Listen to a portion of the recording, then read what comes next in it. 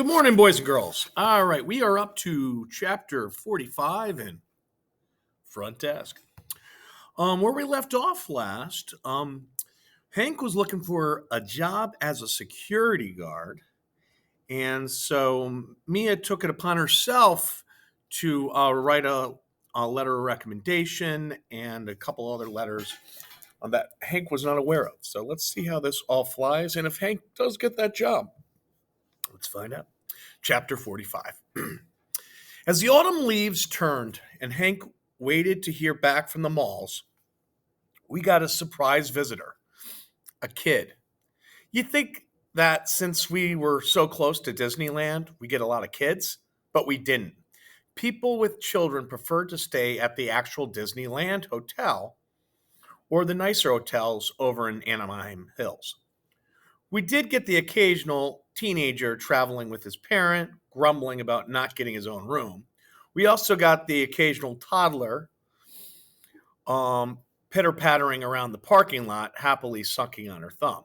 But sadly, not many kids my age. So it was pretty cool when I looked up one day and saw a girl standing in front of the front desk with her mom. She had a mane of bright red hair and freckles across her nose. "Hi, I'm Mia," I said eagerly. Fortunately, the girl did not return my enthusiasm.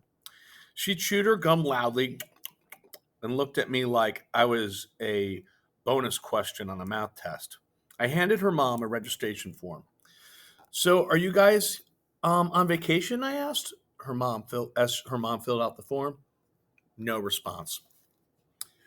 "We're only 2 miles from Disneyland," I said. "Just keep going on coast and you'll hit the freeway." "We know where Disneyland is," the girl snapped. She turned to her mom. Are you done yet?" she asked. She stuck her hands into the pockets of her skinny jeans. She was wearing Calvin Klein jeans, the kind that I would kill for. Her mother tossed me back the form. As the two of them took their key and turned toward the door, I called after them, "If there's anything you need, we won't," the girl shouted, slamming the door behind her. Talk about rude. I called Lupe up on the phone later to explain. "You won't believe this girl," I said. "So rude." "Did she fall off the mean tree and hit every branch on the way down?" Lupe asked. I giggled. "You and your trees." I pictured Lupe sitting in her room, her walls lined with drawings of trees. "You know, I've still never been to your house," I pointed out to her. It's not much to look at," she said. That wasn't the point. "Are you going to have me over?" "Yeah." "When?" "Soon." I woke up the next morning to the most unexpected surprise. My mother ran into my room holding a pair of jeans. Guess what? The girl and her mom left, and they left behind these. My mom squealed. She tossed me the jeans. "They might just fit you. What do you say? You want to try these on after we wash them?" I jumped out of bed, and the two of us raced to the laundry room. My mother threw the jeans in for a spin. I sat with one nose pressed up against the washer.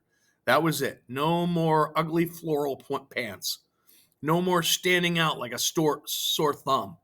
I was getting my very first pair of American jeans. They were warm when they came out of the dryer. I held the jeans up to my face, closed my eyes, and smelled. They smelled like hope. The new jeans fit like a glove, 100% normal hugging my legs. I put on a nice shirt and practically skipped to school. Jason arched an eyebrow when I walked past. So did the popular girls in my class. I tried to play it cool, of course, try to walk normally, one foot in front of the other. But inside, me, fireworks were going off. All right, chapter 46. I wore my new jeans to school every single day and every evening. I put them in the washer and waited around in my pajamas while they dried. I didn't dare let them out of my sight. I was waiting around for my jeans to dry one night when Hank ran into the laundry room. It was the day before Thanksgiving, and he had the biggest smile on his face that I'd ever seen. You're looking at the new security guard down at the mall, he said proudly. Oh my God, I shrieked. It worked. The letter worked, he said. Confetti cannons went off inside me. You know what else worked? Your letter, he said. I immediately tensed up. Was he mad? Hank chuckled and patted me on the back. It was bold, I'll tell you that much, he said. But hey, they bought it. Whew. How did you find out? It was the first thing they asked me about. Tell us about working as a security guard at the Calavista, he said. And what did you say? I asked him. I said I never worked with nicer people, he said, and I meant it. I smiled. Can't believe you did that, Hank said, shaking his head. What possessed you? I took his hand and led him over to the front office, where I grabbed Lupe's card, the one that said, you can't win if you don't play. I handed it to him. Hank looked down at the card and pulled me in for a bear hug. That Thanksgiving, we invited all the weeklies into the manager's quarters to celebrate. It was our first real Thanksgiving, and though my mom didn't know how to make turkey, she knew how to make turkey sandwiches and buy an apple pie, pre-made apple pie from Ralph's. Hank brought cherry tomatoes from his tomato plant too. As the sweet and tangy smells of apple pie and cherry tomatoes and buttery toast filled the manager's quarters, all we went around the table and said what we were thankful for. I am thankful for your mom's. Okay, my dad said, his eyes smiling at my mom. Hear, hear, everyone agreed. I'm thankful for my new job, Hank said. He raised his cream soda to me and said, thank you, Mia. I smiled. What about you, Mia? Mrs. Q asked. What are you thankful for?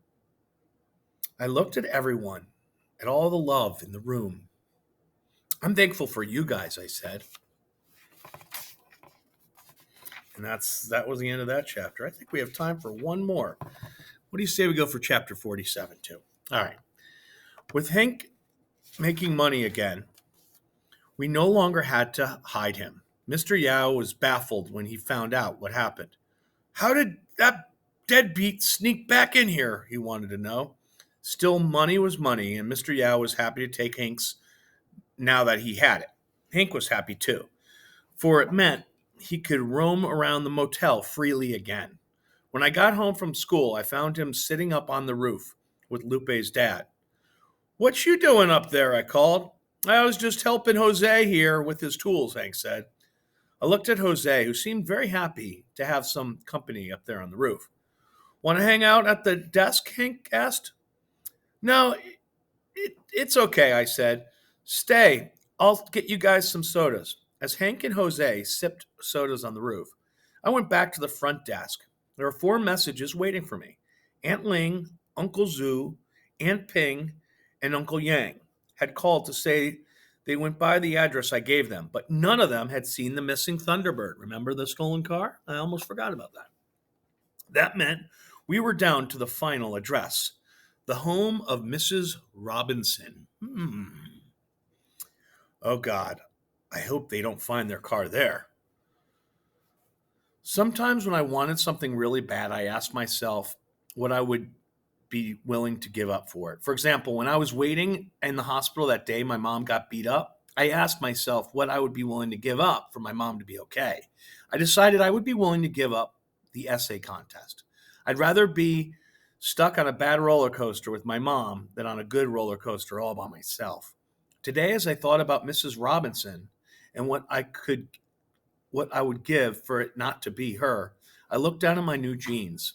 I decided I would be willing to give them up just to prove Mr. Yao wrong. I looked up from my jeans to see a Chinese man running into the motel. He came by foot. He didn't have a car, which was odd for California. As soon as my mom saw him, she dropped her mop. Zio Zhang! She cried. Zio Ying! He exclaimed, the warmth of their affection coming through in their greeting. Zio meant little in Chinese and was something you called dear friends. They hugged each other and jumped with joy. At dinner, I learned that Uncle Zhang and my mom used to work together in China. They were both engineers. Uncle Zhang was one of the best engineers we had. He can fix a television in 30 seconds, my mom said, picking up slices of ham with her chopsticks and adding them to his plate. Well, more like a minute, Uncle Zhang said. He and my mom laughed. So, when did you get here? My dad asked. About a year ago, Uncle Zhang said. My mother asked him what he had been doing. That's when Uncle Zhang dropped his chopsticks. I don't know how to say this, he said, but He shook his head. What? My mom asked. What is it? Uncle Zhang's eyes watered.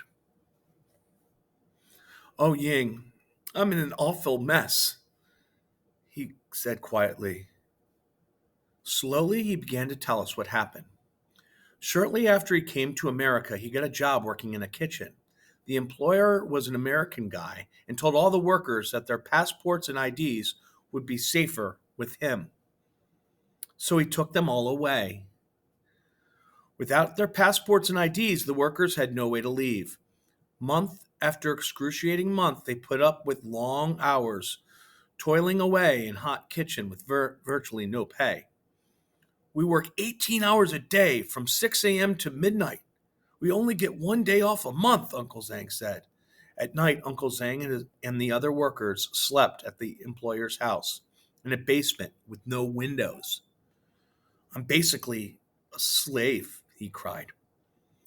I only got out 1 day because immigration came and raided us, so everyone had to flee through the secret tunnels.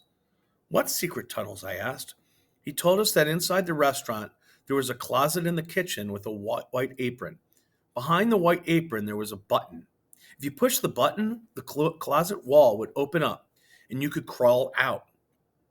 The secret tunnels led to hiding places and directly outside. We never thought it would happen, but today, immigration showed up, Uncle Zhang said. As soon as the immigration officers walked through the door, one of the waitresses came into the kitchen and put in an order for ice fried rice. That was the code word. One by one, Uncle Zhang and the other workers slipped inside the closet and crawled out through the tunnels. When I got out, I kept looking up in the sky, so vast and blue, Uncle Zhang said. It had been ages since I'd first seen the light of day. And how did you manage to find us? My mom asked. Oh, that part was easy. Every Chinese waiter up and down the coast of California knows about this place. Look out for the blue cap, they say. You guys are famous, Uncle Zhang said with a wink. Then Uncle Zhang's face fell, and he got real quiet. But I have to go back. They still have my passport and ID. My mom shook her head. There's got to be something you can do, Uncle Zhang shook his head right back. It's my own fault. I should never have taken the job in the first place. Why did you? Because I was desperate. Uncle Zhang swallowed hard. I got into some trouble with the loan sharks. Oh boy, here we go, loan sharks again. Oh boy, dun dun dun dun dun dun, loan sharks. All right, chapter 48 we will leave for next time. All right, have a good one.